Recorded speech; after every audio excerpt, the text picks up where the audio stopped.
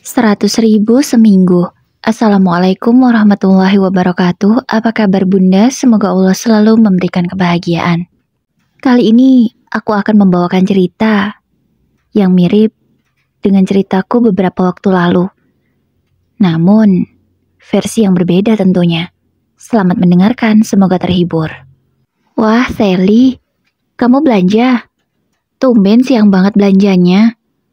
Udah habis nih. Tinggal yang jelek-jelek yang tersisa. Tanya salah satu ibu-ibu menyapa aku. Iya bu, gak apa-apa nanti saya pilihin. Ya udah, silahkan. Nanti kehabisan loh. Gak apa-apa bu, duluan aja. Ibu kan belum selesai belanjanya. Aku mempersilahkan ibu itu untuk melanjutkan memilih sayuran. Bukan tanpa alasan. Aku memang sengaja menunggu semua ibu-ibu selesai belanja. Dan ketika semua mereka sudah pergi, baru aku berani untuk membeli apa yang aku butuhkan. Alhamdulillah, tinggal satu orang lagi. Semoga setelah ini, jangan dulu ada yang datang. Duluan ya Mbak Sally? Iya Bu. Aku mengangguk sembari tersenyum ke arah ibu itu. Karena dia berpamitan setelah selesai belanja. Akhirnya pada pulang semua. Aku bicara seperti itu. Iya, aku tidak malu dengan penjual sayur yang memang kami sudah bestie. Sally, kamu itu kok mau-maunya sih dimanfaatkan oleh keluarga suamimu itu? Mana ada zaman sekarang, orang cuman ngasih uang belanja 100.000 seminggu. Kalau cuman mau makan pakai sambal ya nggak apa-apa sih, cukup seminggu. Ucap Bu Nuri ketus. Aku hanya bisa diam. Aku sebenarnya malu, tapi aku memang sudah menceritakan masalah rumah tanggaku pada Bu Nuri.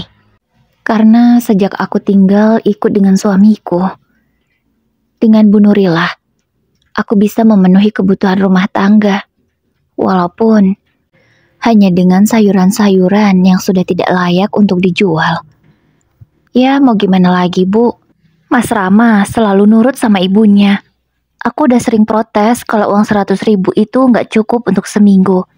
Tapi dia lagi-lagi menuruti kata ibunya. Kata ibu cukup kok, kata ibu uang segitu sudah cukup kok untuk memenuhi kebutuhan kita semua. Itu saja yang dia jawab. Aku bercerita dengan ekspresiku yang sangat kesal. Bu Nuri sangat paham bagaimana keadaanku. Makanya dia tidak heran. Dan dia juga membiarkanku untuk mengambil sayuran-sayuran yang memang sudah tidak layak untuk dijual. Kamu wanita hebat, Sel. Kamu masih bisa sabar. Sudah 1 tahun menikah, kamu masih kuat dengan keadaanmu yang seperti itu. Kalau aku jadi kamu, mungkin aku sudah pulang sejak lama ke rumah orang tuaku. Gak kuat aku, Sel, kalau diperlakukan seperti kamu ini. Bu Nuri berkata dengan kesalnya. Dia prihatin dengan keadaanku. Dan dia merasa kagum, kenapa aku sanggup bertahan dengan nafkah yang hanya 100.000 seminggu. Tapi itu bukan nafkah sebenarnya. Mas Rama hanya menitipkan uang itu untuk dibelanjakan, memenuhi kebutuhan dapur. Mending kalau cuma untuk berdua. Ini 100.000 untuk 5 orang di rumah. Iya, 100.000 untuk memenuhi kebutuhan aku, Mas Rama, ibu mertua, dan adik-adiknya Mas Rama. Si Neti dan juga Nita. Emang mereka selama ini nggak tahu apa, Sel? Kalau kamu beli sayuran-sayuran yang sudah tidak layak seperti ini? Tanya Bu Nuri. Nggak tahulah, Bu. Mereka kan nggak pernah ke dapur. Taunya masakan sudah siap di atas meja. Jadi nggak pernah lihat sayuran seperti apa yang aku masak selama ini. Taunya cuman makan. Aku berkata jujur apa yang terjadi di dalam rumahku. Seperti itu memang keadaannya. Walah, enak banget mertua sama ipar-iparmu itu ya. Taunya tinggal makan, rumah beres, cucian beres. Kamu jadi pembantu gratis mereka dong. Ucap Bu Nuri lagi. Ya, bisa dibilang begitulah Bu. Tapi mau bagaimana lagi? Aku tidak punya siapa-siapa di sini. Keluargaku semua ada di Pulau Sumatera. Aku di sini sendirian. Mau pergi juga pergi kemana? Uang pun sepeser aku juga tak punya. Jawabku apa adanya. Ya ampun Sel, tega bener ya keluarga suamimu. Lebih baik kamu kerja saja, kenapa sih? Supaya hidupmu nggak menderita-menderita amat. Setidaknya kalau kamu punya uang sendiri, bisa beli kesenanganmu. Tidak usah pikirkan mereka. Yang penting hidupmu bahagia. Daripada kamu berpasrah seperti ini. Lihat badanmu. Seharusnya lebih berisi dong setelah menikah. Bukannya malah kurus begini. Kamu dulu pertama datang ke sini. Badanmu itu bagus, berisi, cantik deh.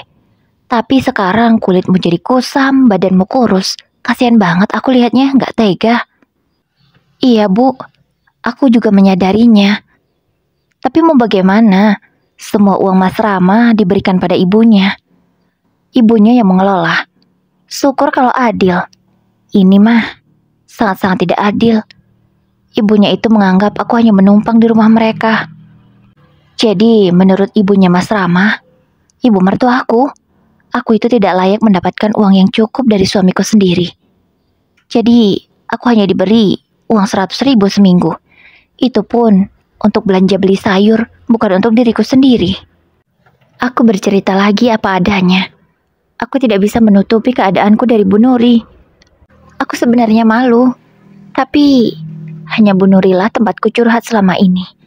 Aku tidak mungkin bercerita pada keluargaku, karena pasti mereka akan sedih jika mengetahui keadaanku seperti ini di perantauan. Ya ampun Sel, malang banget nasibmu. Ya udah sini duduk, kamu sarapan dulu. Karena kamu sudah bantuin aku tadi beres-beres. Nanti aku kasih deh sayuran-sayuran yang sudah tidak bisa dijual lagi. Lumayan lah. Bisa untuk memberi makan peliharaanmu di rumah. Bu Nuri berkata sembari tertawa. Aku pun ikut tertawa mendengar celotehannya. Karena menurutku itu lucu. Benar juga kata Bu Nuri. Aku selama ini masak memang dari sayuran yang sudah tidak layak jual. Ya seperti makanan ternak saja sih memang. Bu Nuri bisa aja. Aku pun tersenyum lagi setelah mengatakan itu. Ya udah, cepat makan dulu. Pasti kamu belum sarapan kan? Tanya Bu Nuri. Iya Bu, aku belum sarapan. Walau sebenarnya aku sudah masak tadi pagi. Tapi semua makanan itu sudah habis dimakan mereka berempat. Mereka tidak menyisakan sedikit pun untukku. Aku sering menahan lapar. Tapi sudah biasa kok Bu. Karena ada ibu saja aku bisa sarapan setiap hari. Kalau tidak kenal ibu mungkin aku sudah mati kelaparan. Ucapku terus terang, sembari tertawa geli karena meratapi nasibku yang begitu malang. Sally, ya sudah, cepat kamu habiskan. Setelah ini kamu pilih saja sayuran yang masih bisa dimakan.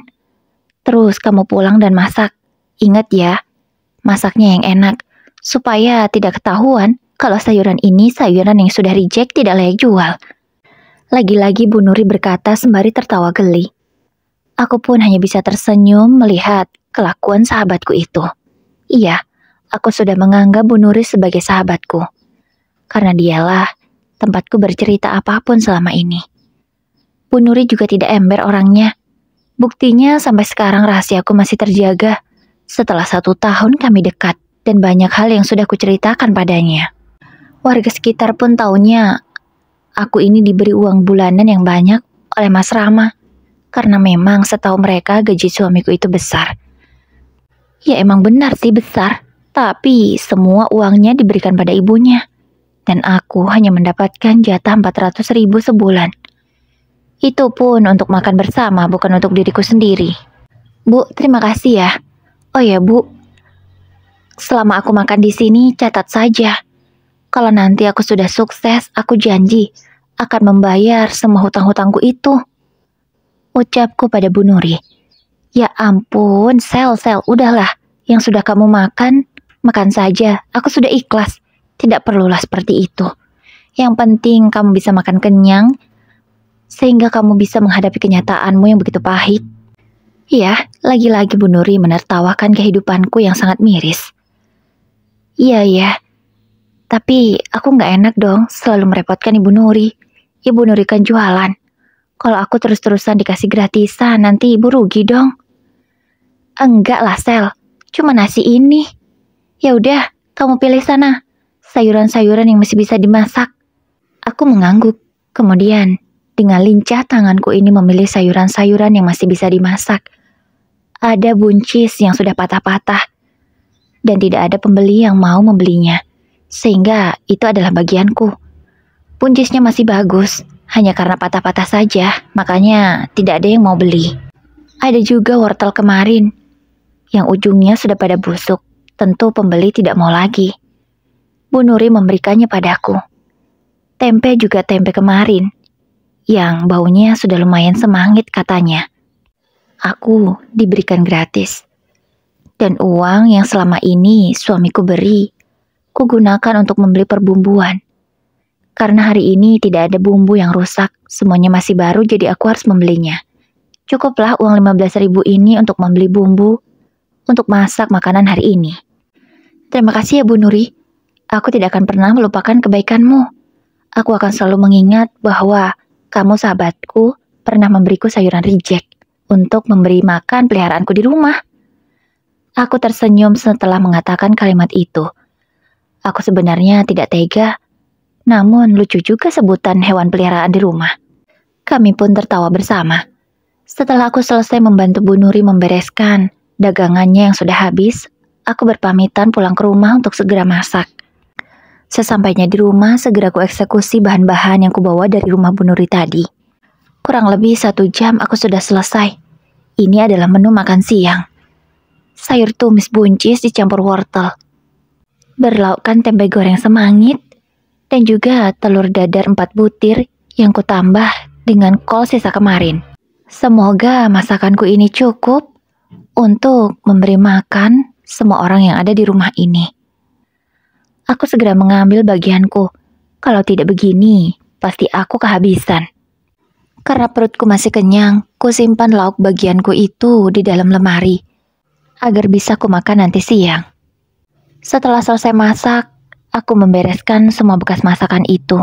Kucuci hingga bersih, lalu lanjut menyapu, mengepel, dan mencuci pakaian. "Masak apa kamu, Sel?" tanya ibu mertuaku yang baru bangun dari tidur siangnya.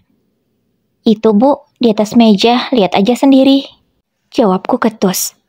"Tinggal lihat aja di meja makan pakai acara nanya-nanya segala." Kerutukku dalam hati. Gak tahu apa, orang capek dari tadi sudah ngapa-ngapain. Sedangkan mereka enak-enakan, sudah bangun dari tidur siangnya. Padahal ini baru jam 11 siang. Aku hanya bisa menggelengkan kepalaku setelah masuk ke dalam rumah karena sudah selesai menjemur baju. Kulihat ibu mertuaku membuka tudung saji dan mengambil piring. "Baru bangun tidur sudah mau makan aja, Bu?" tanyaku dengan niatan menyindir. "Emangnya kenapa kalau ibu mau makan? Ini kan rumah ibu, ya suka-suka ibu lah. Ibu lapar baru bangun tidur. Ya kalau lapar kan makan," jawabnya ketus. "Iya Bu, aku tahu kalau lapar makan. Tapi, apa ibu tidak merasa jijik? Mbok cuci muka dulu kek. Apa kek? Bangun tidur langsung makan. Benar-benar manusia aneh." Aku berkata sembari berjalan ke kamar mandi untuk menaruh keranjang. "Kamu itu gak sopan sama mertua ya, Sel? Apa orang tuamu tidak pernah mengajarkan sopan santun? Sehingga kamu seenaknya bicara denganku seperti itu? Kamu itu cuma numpang di sini. Jangan sok-sokan kamu. Berani-beraninya ngomong gak sopan sama mertua." "Apa? Jadi menurut ibu aku numpang? Aku ini istri dari anakmu loh, Bu. Aku juga mengerjakan semua pekerjaan rumah. Aku juga tidak diberi nafkah yang layak oleh suamiku. Bisa-bisanya ibu mengataiku numpang di rumah ini. Seharusnya kalian berterima kasih padaku. Semenjak aku ada di sini, rumah ini selalu bersih dan rapi. Baju kalian juga selalu tercuci. Tidak pernah kusut karena aku selalu menyetrikanya. Bukannya berterima kasih, malah mengataiku menumpang. Kalau aku tidak ada di sini, mungkin ibu akan kelelahan mengurus semua anak-anakmu yang pemalas itu. Punya 2 anak gadis pun gak berguna." Aku berkata tanpa ada rasa takut lagi. Karena jujur, aku sebenarnya sudah tidak kuat. Tapi mau pergi, aku tidak punya uang. "Sudahlah, ibu malas berdebat sama kamu. Pergi sana. Buat selera makan ibu hilang aja." Aku juga mau pergi dari hadapan ibu. Aku juga malas berdebat. Aku masih capek, tapi harus menghadapi mertua yang tidak tahu terima kasih. Aku segera pergi dari sana. Tidak mau lagi mendengar ocehannya. Ibu membalas ucapanku tadi, tapi aku tidak mendengar karena aku menutup telingaku dengan kedua tangan. Aku segera masuk kamar. Kuhidupkan kipas angin. Benar-benar sangat panas dan melelahkan sekali. Kak Sally, Kak Sally. Aku yang baru saja akan istirahat mendengar teriakan yang sangat membuat telingaku ini terganggu. Ada apa sih mereka? Bisa nggak sih membiarkanku istirahat lebih dulu? Aku mengomel dengan suara pelan. Ada apa sih? Berisik banget. Tanyaku setelah berada di hadapan kedua adik kembarku itu. Adik ipar lebih tepatnya. Kak, panas nih. Buatin minuman yang seger-seger dong. Es jeruk atau es teh kek. Cepetan ya. Kami capek habis olahraga. Ternyata kedua adik iparku itu hanya ingin menyuruhku membuatkan es teh. Emang kalian gak punya kaki sama tangan ya? Gak bisa buat sendiri? Gak tahu apa? Orang baru selesai beres-beres, capek. Jawabku ketus. Loh, kok kakak gitu sih ngomongnya? Emang itu kan tugas kakak, melayani semua orang yang ada di rumah ini, termasuk kami. Udahlah, buatin sana. Neti tak mau kalah. Dia membalas ucapanku. Iya, aku tahu. Aku memang istri dari abang kalian. Tapi tidak bisa seenaknya kalian menyuruhku. Aku ini kakak ipar kalian. Seharusnya kalian menghormatiku, bukan malah menyuruh-nyuruhku seperti pembantu. Ucapku tegas. Emang Kak Sally kan pembantu di rumah ini. Ibu kok yang bilang, jadi kami berhak dong menyuruh-nyuruh kakak. Nita malah berkata seperti itu. Hal itu membuatku semakin kesal. Karena kesabaranku sudah habis, kulemparkan 2 bantal sofa ke arah mereka. Aku benar-benar emosi. Ibu, teriak Nita mengadu pada ibunya. Aku tidak peduli. Aku segera masuk ke dalam kamar dan menguncinya dari dalam. 1, 2, 3. Sally, keluar kamu. Bisa-bisanya kamu melemparkan bantal kepada adik-adikmu. Dasar menantu tidak tahu diri. Kamu kan memang harus melayani semua orang yang ada di sini.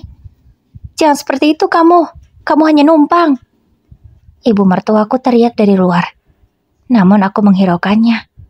Aku lanjut merebahkan tubuhku dan berusaha untuk tidur karena rasanya sangat lelah sekali. Akhirnya aku bisa tidur juga.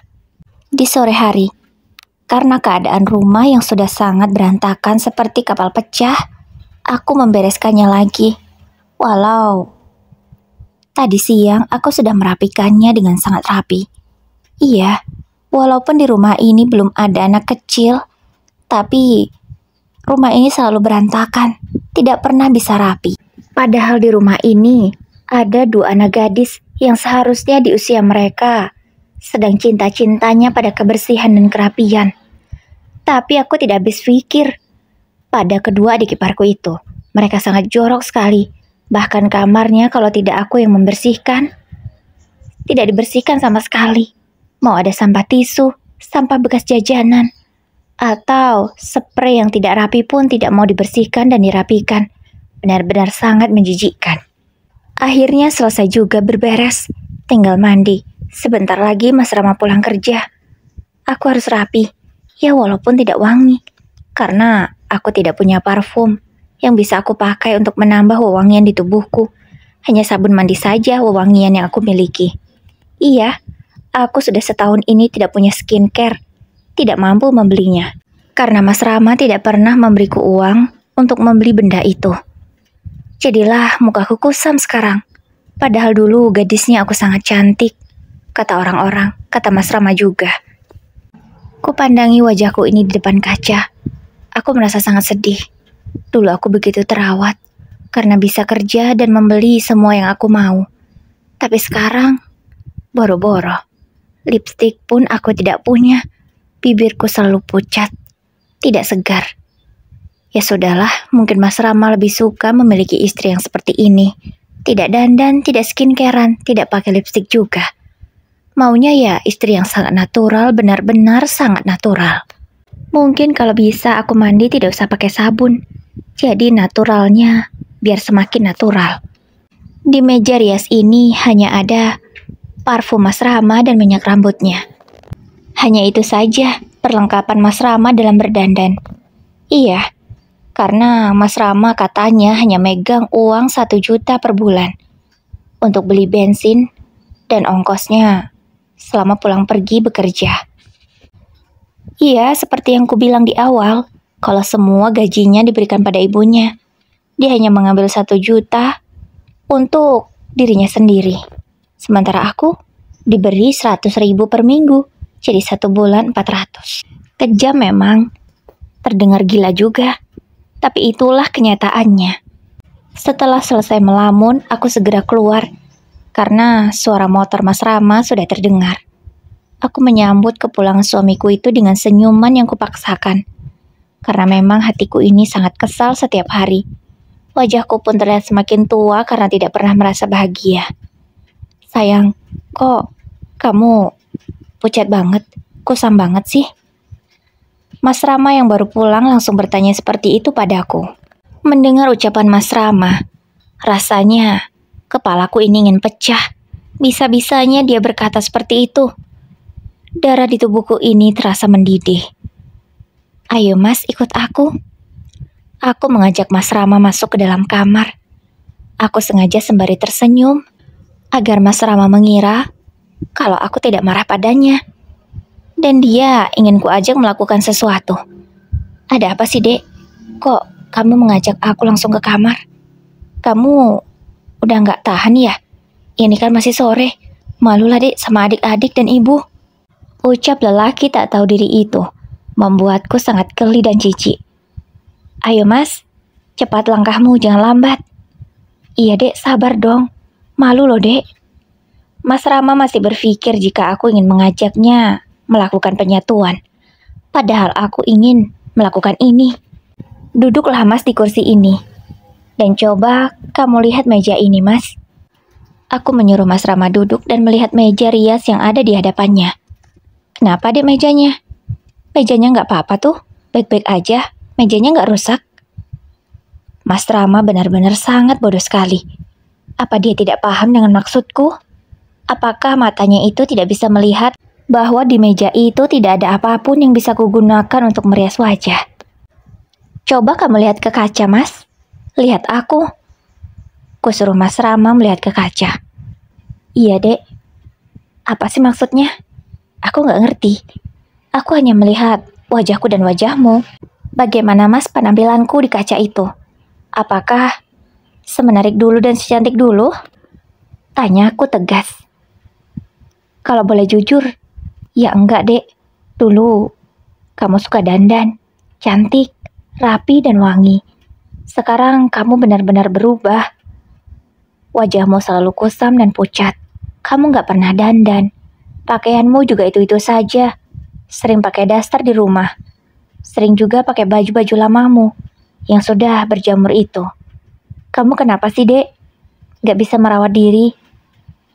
Aku juga pengen loh punya istri yang cantik. Mendengar ucapan Mas Rama suamiku, aku ingin memukulnya dari belakang hingga dia tidak bernyawa lagi. Tapi tak mungkin kulakukan itu. Aku tidak mau masuk penjara karena perbuatan konyolku. Mas, coba kamu lihat ke meja rias lagi. Aku berkata dengan lembut di samping telinga Mas Rama. Iya, Dek. Gak ada apa-apa di sini. Aku suruh melihat apa? Cuman ada parfum sama minyak rambutku. Ucapnya lagi. Sudah tahu kan Mas jawabannya? Kenapa aku selama ini kusam, tidak terawat, bibirku pucat? Aku hanya memakai baju ini saja. Karena di meja ini tidak ada apapun yang bisa kugunakan untuk merias wajahku, Mas. Tidak ada skincare agar kulitku tidak kusam.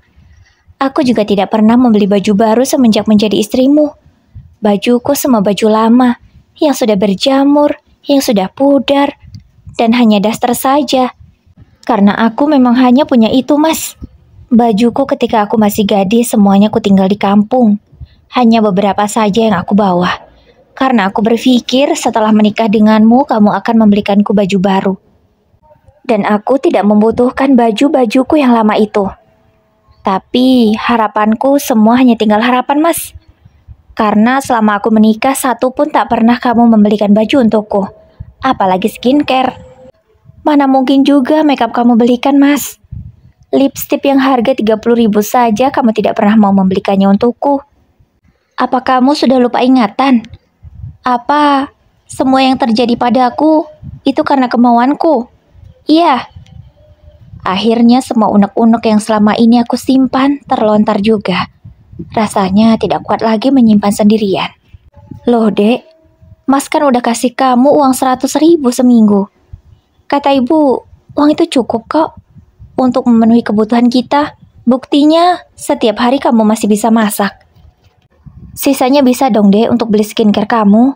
Dan lipstik juga bedak supaya kamu terlihat cantik di hadapanku. Aku cuma pengen punya istri yang cantik. Bisa kan, Dek? Setelah mendengar kata-kata itu, aku segera merebahkan tubuhku di atas kasur dan menggigit bantal dengan sangat kuatnya. Aku ingin berteriak dengan keras namun tidak bisa, sehingga aku lampiaskan dengan cara seperti itu.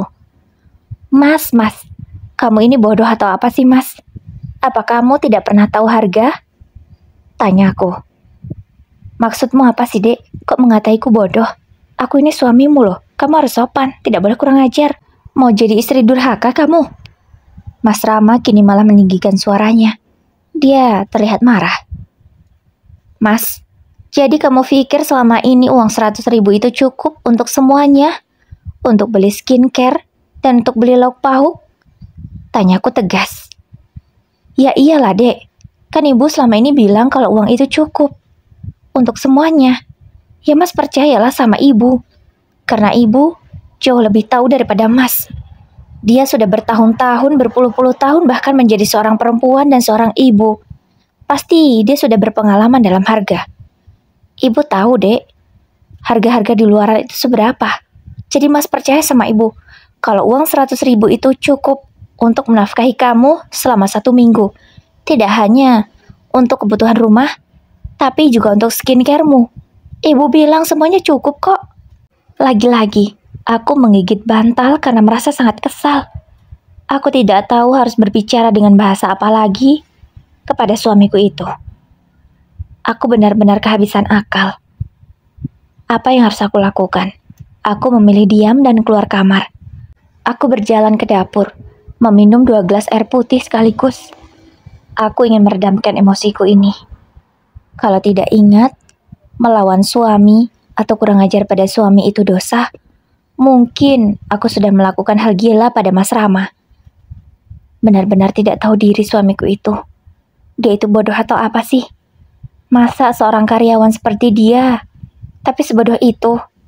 Sebegitu besarkah pengaruh ibunya, sehingga dia tidak bisa berpikir? Padahal dia tahu sendiri. Selama ini dia megang uang 1 juta hanya untuk bensin dan ongkosnya saja. Kok bisa-bisanya dia berkata uang 100.000 itu cukup untuk kebutuhan makan dan membeli skincare? Benar-benar suami sinting, gila. Batinku menggerutu kesal. Aku lalu duduk di meja makan. Aku merasa lapar karena tadi siang aku belum jadi makan. Tapi semua lauk sudah habis. Nanti malam mau makan apa suamiku? Kalau aku mah sudah menyisakan lauk tadi, tapi hanya untuk diriku sendiri. Mas Rama mau makan apa? Batinku. Aku segera berjalan menuju lemari. Kubuka tempat penyembunyian makananku. Untung masih aman. Walaupun sudah dingin, tapi alhamdulillah masih ada yang bisa dimakan. Aku segera makan dengan lahap. Aku tidak memperdulikan Mas Rama lagi. Setelah ia selesai mandi, dia berjalan mendekatiku. Dek, mas lapar, mau makan? Mana makanan mas? Tanyanya. Makanannya habis mas. Dihabisin tuh sama ibu sama adik-adikmu. Jawabku jujur. Kok gitu sih dek? Ya udah, masakin mas lagi dong, mas lapar banget nih. Tadi di kantor, sore gak sempat makan. Mas langsung pulang karena kangen sama kamu. Lagi-lagi, Mas Rama berusaha merayu. Namun kali ini rayuannya tidak mempan. Aku tidak peduli. Mau masak apa mas? Gak ada apa-apa lagi di rumah ini yang bisa dimasak. Kalau uang jatah besok pagi, aku belikan lauk untuk malam ini. Besok pagi mau belanja pakai apa? Tanya aku ketus. Loh dek, kan jatah untuk belanja sudah ada. Ya dipakai sajalah. Tidak usah bertanya seperti itu sama aku. Kamu gimana sih? Oh, gitu ya, Mas. Ya udah, sebentar. Aku segera bangkit dari dudukku. Ku bawa piring kotorku ke wastafel. Kuletakkan dulu di sana. Aku segera menuju warung. Bu Nuri, aku akan membeli telur untuk makan malam Mas Rama. Tumben beli telur? Emang sayur tadi siang gak cukup apa? Tanya Bu Nuri keheranan. Iya, gak cukup. Udah dihabisin sama hewan peliharaan di rumah. Jawabku. Kok keterusan sih? Tapi ya emang bener ya. Bu Nuri pun ikut tertawa. Aku membeli 2 butir telur, seharga Rp5.000. Setelah itu aku pulang. Aku segera memasakkan telur dadar untuk Mas Rama. Dengan bumbu seadanya, dengan cabai sisa yang hampir kering tadi pagi. Ini Mas, sudah siap makanan untukmu. Ucapku sembari meletakkan telur dan sepiring nasi kepada Mas Rama. Loh, kok cuma ini aja? Gak ada yang lain? Tanyanya lagi. Mas, kamu itu seharusnya terima kasih dan bersyukur. Bukannya malah ngomong seperti itu. Ini di depan makanan. Tidak boleh begitu. Ucapku. Tapi dek, Mas kan pengen ada sayur atau lauk yang lainnya gitu. Masa cuma telur aja? Lagi-lagi Mas Rama membuat darah di tubuhku ini mendidih. Mas, uang yang kamu kasih itu hanya cukup untuk beli ini. Syukuri saja. Masih beruntung bisa makan. Aku berkata dengan penuh penekanan, agar Mas Rama tidak berisik lagi. Aku segera meninggalkannya. Aku malas berdebat. Aku ke ruang tamu untuk menonton TV, sembari menunggu waktu maghrib. Aku mendengarkan ceramah. Ya, sore begini biasanya ada ceramah di TV. Pas sekali, ceramah yang membahas tentang kezoliman suami terhadap istri. Aku sengaja mengeraskan volumenya, sampai volume maksimal, agar seisi rumah ini bisa mengerti bagaimana dan betapa dosanya seorang suami yang menzolimi istrinya. Dek, berisik banget, kecilin dong suaranya, Mas terganggu. Tiba-tiba Mas Rama menghampiriku dan langsung mengambil remote dari tanganku. Apa sih Mas, aku mau dengerin ceramah. Kalau suaranya pelan gak kedengeran. Jawabku. Aku mengambil kembali remote yang ada di tangan Mas Rama. Ku kembalikan lagi ke volume maksimal, karena tadi sudah sempat Mas Rama turunkan sedikit volumenya. Tidak hanya Mas Rama yang menghampiriku. Semua penghuni rumah ini pun keluar karena merasa terganggu dengan suara TV yang maksimal. Kamu apa-apaan sih, Sally? Keterlaluan, ganggu orang istirahat aja. Ibu mertuaku, Bu Tini, kini keluar dan memarahiku sama seperti Mas Rama. Disusul juga oleh Neti dan juga Nita. Mereka juga mengomel tapi aku tidak mendengarnya. Diam, dengarin. Ucapku dengan nada tinggi, agar mereka diam dan mendengarkan ceramah. Di ceramah itu dijelaskan bahwa dosa besar bagi suami yang menzolimi istrinya, dan bagi suami yang tidak memberi nafkah yang layak sedangkan ia mampu, maka seorang suami itu sangat layak untuk masuk ke dalam neraka. Namun belum sempat ceramah itu selesai, ibu mertuaku tanpa sepengetahuanku, dia langsung mencabut colokan TV, dan tentu TV itu langsung mati. Udah mau maghrib, bukannya tenang malah berisik, teriak ibu mertuaku. Dia langsung masuk ke dalam kamarnya, sedangkan Mas Rama masih berdiri di sana. Kenapa Mas? Kamu gak ikut masuk seperti ibumu ke dalam kamar? Tanyaku. Kamu kok ngomong gitu sih dek? Gak sopan lah, itu kan ibuku, ibu mertuamu, kamu harus hormat sama dia. Mas Rama menyuruhku untuk menghormati ibunya. Padahal, ibunya saja tidak bisa menghargaiku sebagai menantu. Aku tidak peduli. Aku segera bangkit dan masuk ke dalam kamar. Mas Rama menyusulku. Sementara adik iparku, mereka duduk dan menggantikan posisiku untuk menonton TV. Namun bukan ceramah yang mereka tonton tentunya. Siaran yang lain. Dek, kamu kenapa sih gitu? Setiap hari kamu selalu bertengkar sama ibu. Mas pusing. Mas pulang kerja ingin istirahat dengan tenang. Tapi di rumah selalu menghadapi pertengkaran kalian terus. Capek loh Mas Dek. Tolonglah kamu mengerti sama ibu. Kamu harus bisa akur sama dia. Mas, aku bisa saja akur sama ibu. Kalau ibu juga bisa menghormatiku dan menghargaiku sebagai menantu. Tapi apakah ibu bisa melakukan itu? Apakah ibu mau melakukannya juga? Kalau ibu mau melakukan itu, maka aku akan jauh lebih menghormati ibu, Mas. Bahkan tanpa kamu suruh pun, aku akan sangat menghargai mertuaku itu. Tanpa menunggu Mas Rama menjawab ucapanku, aku segera meninggalkannya ke kamar mandi untuk wudhu. Setelah itu, aku segera masuk ke dalam kamar lagi untuk menunaikan sholat maghrib karena azan sudah berkumandang. Aku berusaha sholat dengan khusyuk, walau hatiku rasanya sangat jengkel sekali. Namun untunglah dengan sholat ini hatiku bisa jauh lebih tenang. Sementara Mas Rama, dia bukannya sholat maghrib, malah asik berbaring dan bermain ponsel. Mas, kamu nggak sholat? Aku sudah lama loh Mas nggak lihat kamu sholat. Tanya aku pada Mas Rama. Udahlah, kamu jangan ngurusi soal sholatku. Itu urusanku pada yang kuasa, tidak usah ikut campur. Mendengar jawabannya, aku benar-benar kesal. Aku segera melipat mukena dan sajadahku, ku kembalikan pada tempatnya. Ku tinggalkan suamiku itu di dalam kamar. Rasanya sangat malas sekali berdekatan dengan Mas Rama. Aku begitu muak. Punya suami, tapi tidak bisa menjadi imam yang baik. Aku keluar rumah. Aku duduk di belakang. Kebetulan, di rumah mertuaku ini di belakang memang ada tempat duduk untuk bersantai sore. Namun enak juga kalau malam-malam duduk di sini. Hawanya sangat sejuk dan syahdu, membuat jiwa menjadi tenang. Apa yang harus aku lakukan? Bisa-bisa aku mati berdiri jika terus bertahan dengan pernikahan ini. Aku gak mungkin kuat.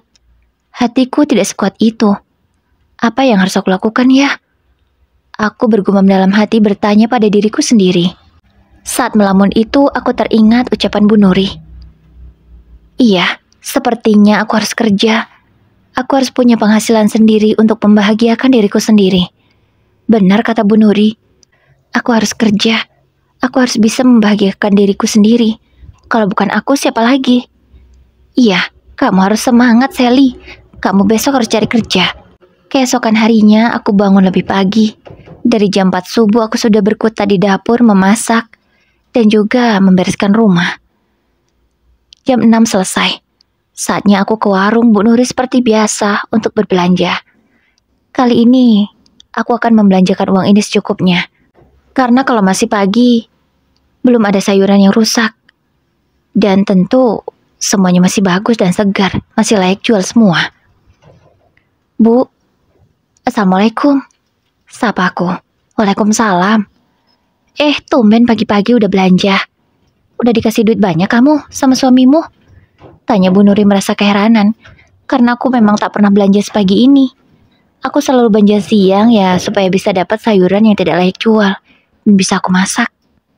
Enggak lah Bu, mana mungkin. Aku cuma mau belanja secukup uang ini aja. Aku menyodorkan uang 10.000 pada Bu Nuri. Tumben cuma 10.000, biasanya uang belanjamu kan 15.000. Tanyanya lagi. Iya, tadi malam kan sudah kubelikan telur 2 butir. Ya tinggal 10.000 lah jatah hari ini. Jawabku apa adanya. Oh iya ya, ya sudah kamu mau beli apa? Uang 10.000 ini dapat apa ya Bu? Tanyaku. Yang murah-murah aja, yang penting banyak. Ya udah, kamu masak sayur bayam aja. Lumayan tuh dapat 2 ikat. Bisa ditambah sama bawang. Nanti kamu masak sayur bening, kasih air yang banyak, bisa cukup tuh untuk seharian. Bu Nuri memberi ide yang cemerlang. Bagus juga idemu Bu. Ya sudah, aku beli 2 ikat bayam dan juga bawang untuk membeningnya. Kebetulan masih ada sisa minyak kemarin di rumah. Ya walaupun jelantah. Jawabku. Iya, kamu harus pintar. Jangan mau dibodoh-bodohkan dan dimanfaatkan oleh mereka.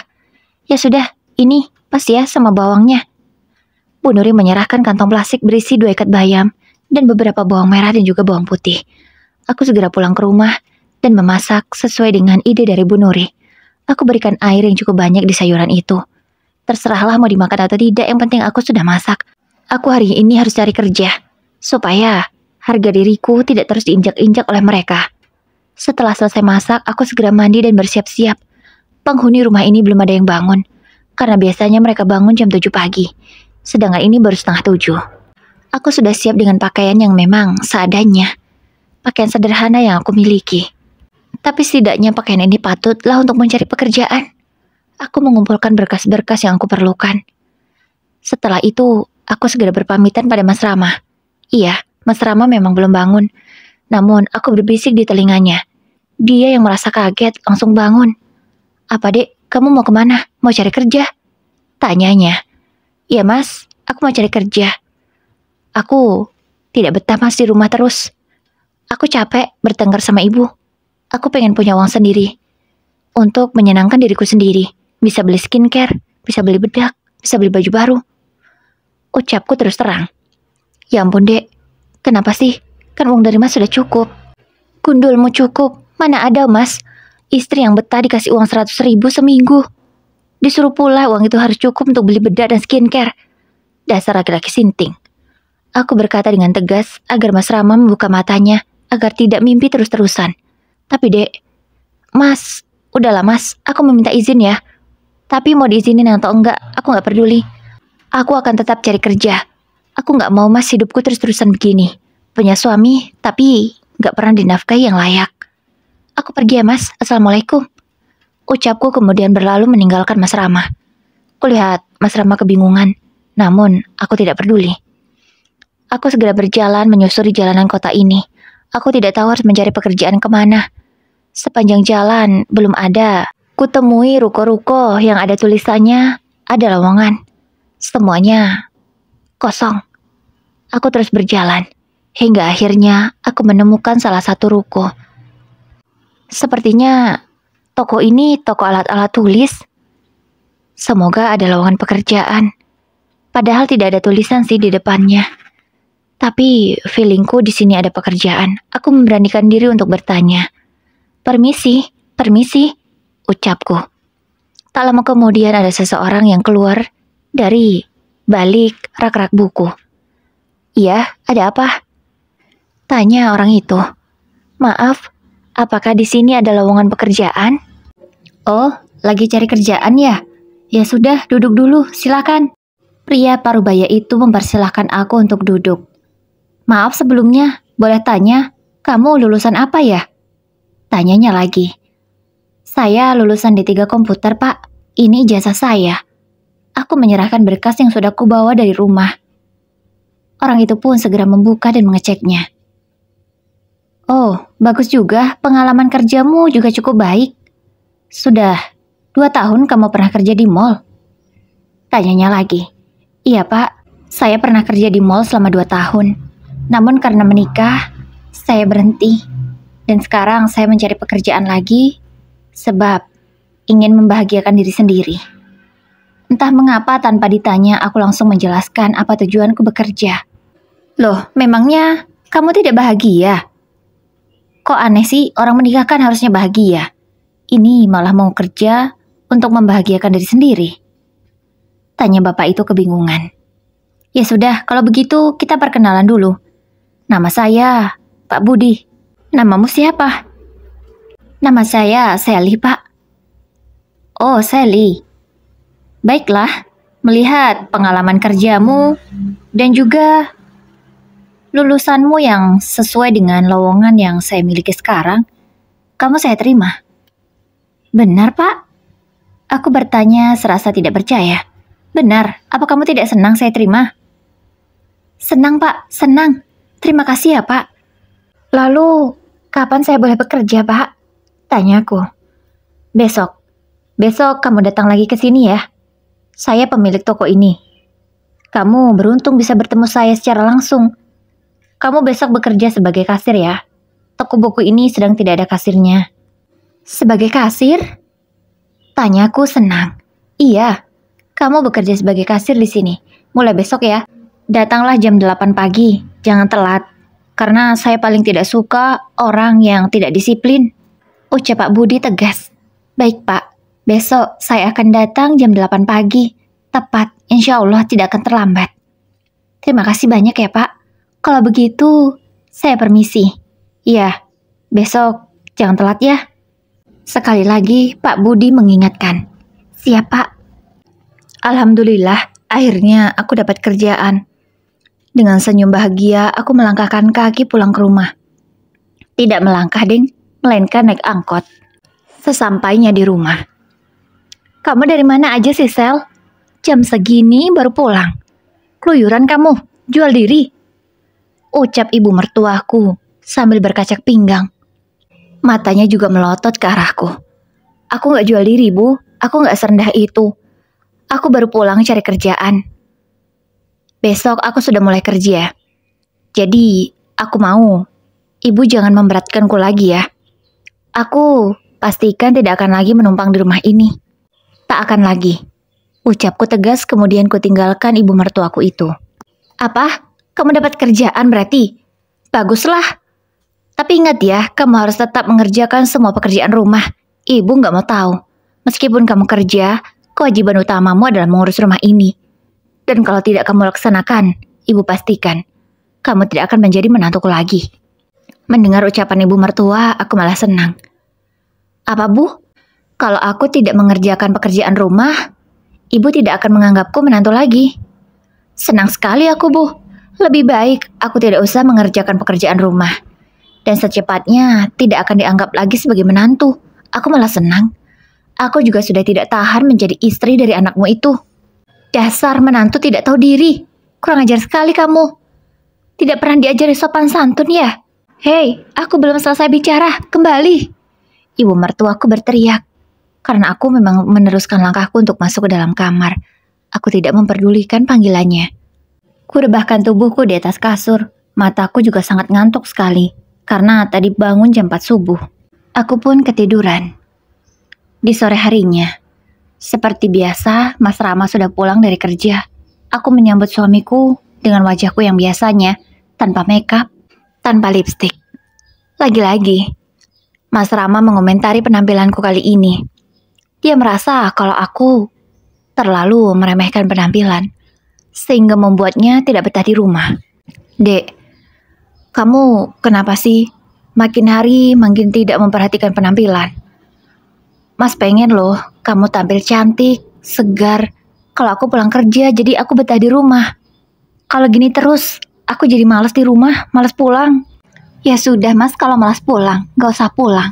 Aku juga tidak terlalu berharap kok kamu pulang menemuiku. Karena aku juga tidak mengharapkan Mas kepulangan suami yang hanya bisa mengomentari saja, tapi tidak mau keluar uang. Aku tidak mau Mas menunggu suami pulang yang pelit sepertimu. Kalau mau pergi ya pergi saja kalau tidak betah di rumah. Aku tidak mau mengalah lagi. Sudah cukup bagiku. Aku tidak ingin ditindas lagi. Aku akan berlaku tegas pada mereka semua. Aku tidak akan membiarkan siapapun menginjak-injak harga diriku. Akan aku pastikan itu. Dan aku akan buat kalian menyesal sudah memperlakukanku semena-mena selama ini. Keesokan paginya, aku tidak mau membersihkan rumah. Aku juga tidak mau masak. Aku hanya menyiapkan barangku sendiri. Bahkan keperluan suamiku juga tidak aku urus. Jujur, aku sudah sangat kecewa. Malas sekali rasanya untuk mengabdi pada suami yang seperti itu. Mumpung mereka semua belum bangun, aku segera bersiap-siap untuk berangkat bekerja. Walau ini masih 6:30, lebih baik aku berangkatlah. Daripada harus bertemu dengan mereka, hanya akan bertengkar dan membuat moodku rusak pagi-pagi. Sebelum berangkat, aku mampir dulu ke warung Bu Nuri. Aku ingin curhat, sekaligus minta solusi. Mana tahu dia punya cara untuk aku membalaskan rasa sakit hatiku selama ini. Bener yang kamu lakuin sekarang. Kamu gak usah masak, gak usah beres-beres rumah lagi. Biarin aja rumah itu berantakan. Mau mereka marah atau apa, kamu hiraukan saja. Tutup saja telingamu pakai headset. Kamu dengerin musik aja. Jadi ocehan mereka semua tidak kamu dengar. Bagus itu, aku yakin mereka akan sadar dan meminta maaf padamu. Aku yakin itu, percayalah. Tapi kamu harus sabar. Tidak bisa instan, butuh waktu yang cukup lama. Ucap Bu Nuri mengomentari aksiku pagi ini. Ya Bu, aku sebenarnya masih berharap kalau mereka berubah. Tapi jika dalam waktu 1 bulan ini tidak ada perubahan, aku menyerah. Aku akan bercerai dari Mas Rama. Aku gak kuat lagi. Ya Sel, aku ngerti, itu hakmu. Kamu mau bertahan atau bercerai itu hakmu. Aku, kalau jadi kamu juga gak sanggup sih Sel. Ya sudah, kamu kasih waktu 1 bulan saja, gak usah lama-lama. Kalau dalam sebulan mereka gak berubah, ya kamu tinggalkan saja suamimu itu. Aku yakin pasti mereka menyesal. Sudah menelantarkan menantu baik sepertimu. Aku mengangguk paham. Aku berpamitan pada Bu Nuri, ingin melanjutkan perjalananku untuk bekerja. Alhamdulillah, hari pertama kerja lancar. Untung saja gajiku dibayar harian, karena ini sudah mendekati akhir bulan. Gajian di awal bulan. Karena ini sudah tanggal 20, jadi aku masih punya 10 hari lagi di bulan ini. Jadi gajiku harian, aku bisa menggunakan uang itu untuk keperluanku, untuk makan terutama. Karena kan aku tidak masak lagi di rumah itu. Sudah pasti mereka tidak mau memberiku makan. Aku mengerjakan semua pekerjaan rumah saja, seringkali tidak disisai makanan. Apalagi kalau ini tidak sama sekali. Hari pertama kerja aku lalui dengan lancar. Alhamdulillah pembeli sangat ramai. Katanya kalau penjualan melebihi target, kami akan dapat bonus.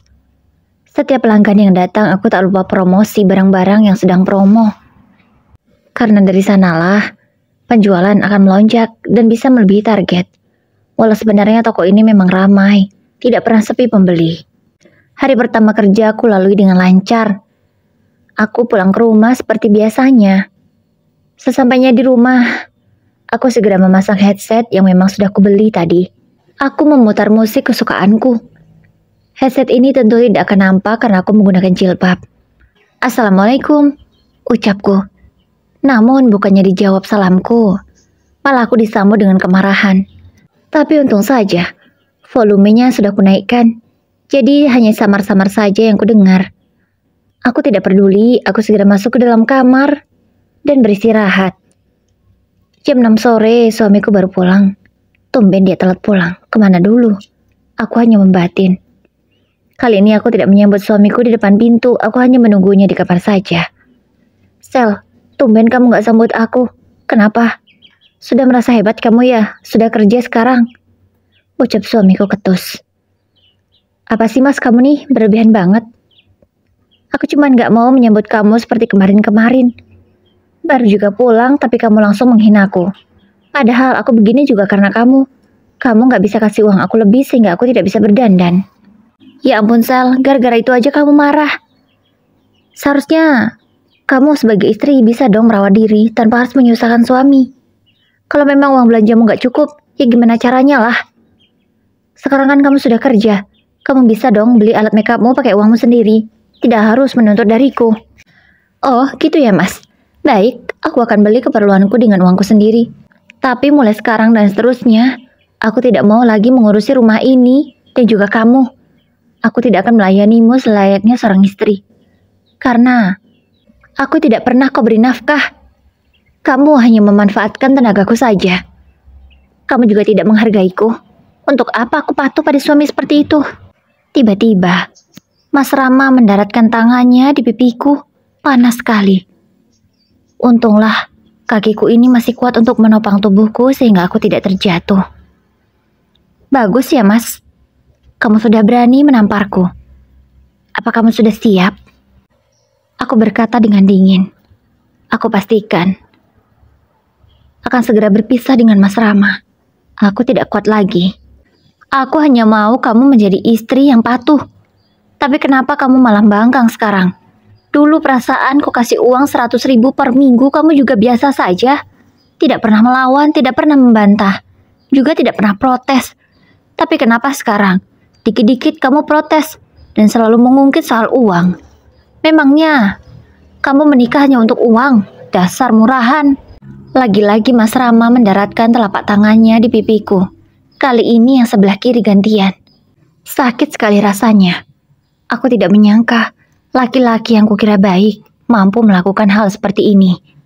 Aku segera mengambil tasku, keluar dari rumah, dan niatku akan ke kantor polisi. Iya, aku harus ke kantor polisi sekarang. Pumpung bekasnya ini masih ada, dan rasanya pun masih sakit. Sesampainya di sana, aku langsung diarahkan untuk visum sebelum bekasnya hilang. Baiklah, kami akan menindaklanjuti kasus ini. Ibu tenang saja, jangan khawatir. Saya akan pastikan suami ibu mendapatkan balasannya. Beberapa hari kemudian, polisi datang ke rumah. Mereka ingin menangkap Mas Rama yang sudah melakukan KDRT padaku. Ibu mertuaku Butini yang mendapati anaknya akan ditangkap polisi merasa sangat syok dan stres. Jangan bawa anak saya, Pak. Tolong. Maaf, Bu, kami hanya melaksanakan tugas. Silakan dibawa. Perintah komandan itu. Mas Rama pun dibawa ke kantor polisi. Tentu dia akan diinterogasi atas perbuatan yang ia lakukan. Sel, kamu tegas sekali sih. Itu suamimu, anakku. Kenapa kamu melaporkannya? Kamu benar-benar istri yang sangat jahat. Ucap ibu mertuaku sembari menangis. Apa ibu bilang? Aku jahat? Jahatan mana? Aku atau kalian selama ini? Jahatan mana? Apakah kalian pikir selama ini kalian baik? Tidak. Kalian jauh lebih jahat daripada aku. Sally, Sally tunggu. Ibu mertua memanggilku karena aku akan masuk dalam kamarnya. Sally tunggu. Tolong kamu cabut laporan kamu. Ibu gak mau Rama masuk penjara. Siapa yang akan mencarikan uang untuk kami? Kami hanya punya dia. Adik-adiknya belum kerja. Sedangkan ibu sudah tua gak bisa kerja lagi. Tolonglah Sally, tolong ibu. Ibu mertuaku memohon. Aku terdiam sejenak. Aku boleh minta sesuatu nggak? Tanyaku. Iya Sally, ngomong aja. Ibu akan kasih. Tapi tolong kamu cabut laporan kamu. Ibu nggak mau Rama masuk penjara. Tolong ya nak. Lagi-lagi ibu mertuaku itu memohon dengan nadanya yang lembut. Mungkin maksudnya biar aku mau mengabulkan permintaannya itu. Baik, Sally akan cabut laporan itu. Tapi Sally mau sertifikat rumah ini menjadi milikku. Aku berkata terus terang. Ya, aku bukan ingin menjadi orang yang jahat. Tapi aku hanya ingin memberi mereka pelajaran. Aku tidak terima selama ini diperlakukan secara tidak adil. Dan mereka semena-mena padaku. Aku hanya ingin mereka merasakan bagaimana sakitnya menjadi aku saat mereka siksa. Bukan fisik memang, tapi batin. Fisik ya baru kemarin itu, ketika Mas Rama menamparku. Kamu gila, ini kan rumah ibu, bukan rumah Rama. Kamu jangan seenaknya, ini rumah ibu. Ya sudah, kalau ibu tidak mau aku mencabut laporan itu, ya biarkan saja Mas Rama mendekam di penjara. Biar dia susah cari kerja karena sudah jadi mantan narapidana. Siapa sih yang mau menerima karyawan seorang mantan narapidana? Lagian kasus Mas Rama ini KDRT. Sudah menjadi aib pasti. Laki-laki menyakiti perempuan. Sangat tidak gentle. Pasti tidak akan dipakai di mana-mana. Percaya denganku, Bu. Aku yakin Mas Rama setelah ini akan sulit cari pekerjaan. Cepat ya ibu putuskan. Sebelum aku melaporkan Mas Rama ke kantornya. Sehingga Mas Rama akan dipecat, tidak punya pekerjaan lagi. Kalau ibu mau menyerahkan sertifikat rumah ini untukku, maka kalian boleh kok tinggal di sini. Ayo Bu, putuskan. Aku kasih waktu sampai nanti malam. Kalau belum ada keputusannya, maka aku akan melaporkan hal ini pada atasan Mas Rama. Malam harinya, ibu memanggilku. Dia ingin bicara serius katanya. Ada apa, Bu? Apa ibu sudah memutuskan? Tanyaku langsung to the point. Iya, ibu sudah putuskan. Ini surat rumah kami. Kamu ambillah. Tapi ingat, bebaskan Rama sekarang juga. Ku terima surat rumah itu. Akhirnya, kamu di tanganku juga. Gumamku dalam hati. Besok ya, Bu, aku akan bebaskan Mas Rama. Hari ini sudah terlalu malam. Aku lelah ingin istirahat. Tanpa menunggu jawaban dari ibu, aku langsung masuk ke dalam kamar dan menguncinya. Aku sengaja memakai headset lagi agar tidak mendengar celotehan ibu mertuaku itu. Keesokan paginya aku menepati janji. Ku cabut laporanku terhadap Mas Rama. Makasih sayang, kamu udah bebasin aku. Makasih. Aku janji, tidak akan melakukan hal itu lagi. Aku janji. Mas Rama berkata padaku, baiklah Mas, aku akan tunggu kamu menepati janji. Tapi kalau sampai kamu mengingkarinya, maka aku bisa saja melakukan hal ini lagi. Jawabku tegas. Ya sayang, aku tidak akan menyakitimu lagi, maafkan aku. Bu, kok rumahnya berantakan?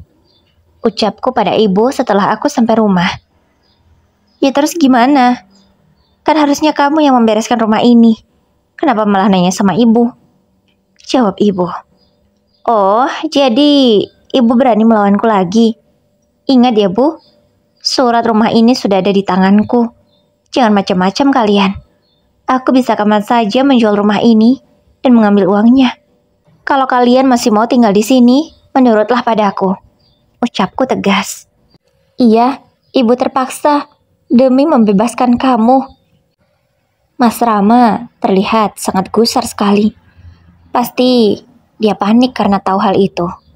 Karena tidak mau melawanku, akhirnya ibu menyuruh Neti dan Nita untuk membereskan rumah. Kedua anak gadisnya itu merasa terpaksa tentunya. Mereka melakukannya setengah hati. Bu, aku capek banget habis beres-beres sama masak. Eluh Nita dan Neti. Sudahlah, tidak usah mengeluh. Setelah ibu mendapatkan surat rumah ini kembali, kita akan tendang dia dari sini. Kamu tenang saja. Ibu bicara dengan setengah berbisik, tapi aku masih bisa mendengarnya. Karena kamarku dan sofa itu tidak terlalu jauh. Mungkin ibu pikir aku masih tidur di dalam kamar. Padahal aku sedang menguping pembicaraan mereka sejak tadi. Baiklah, kalian mau bermain-main denganku. Akan kusimpan surat ini baik-baik sehingga kalian tidak bisa menemukannya. Keesokan harinya aku berangkat kerja seperti biasa. Tak lupa surat itu kubawa juga karena akan kutitipkan di suatu tempat. Bu Nuri, aku titip ya. Tolong jaga baik-baik, jangan sampai mertuaku mengambilnya lagi. Iya, kamu tenang saja. Yang penting mereka nggak tahu kan kalau kamu bawa surat ini ke sini? Tanya Bu Nuri. Nggak tahu kok Bu, mereka kan belum bangun jam segini. Pasti nanti mereka akan mengobrak-abrik kamarku untuk mencari surat itu. Tapi mau mereka obrak-abrik kamarku, tidak akan pernah menemukan surat ini. Aku bicara pelan, agar orang-orang tidak mendengar percakapan kami. Iya, kamu tenang saja. Ya sudah, sana berangkat kerja. Makasih ya Bu Nuri. Nanti kalau aku sudah menemukan tempat yang aman, akan kuambil surat itu. Iya. Ya sudah, sana berangkat. Aku berpamitan pada Bu Nuri untuk berangkat bekerja. Aku bekerja seperti biasanya. Jam 5 sore aku pulang ke rumah. Benar dugaanku. Setelah aku di dalam kamar, kulihat baju-bajuku yang ada di dalam lemari berantakan. Pasti mereka mencari surat itu. Batinku, rasain, gak akan pernah kalian nemuin surat itu lagi. Maaf ya Bun, belum selesai kisahnya. Ini aja udah 1 jam lebih. Kalau mau kelanjutannya, komen di bawah ya Bun, terima kasih.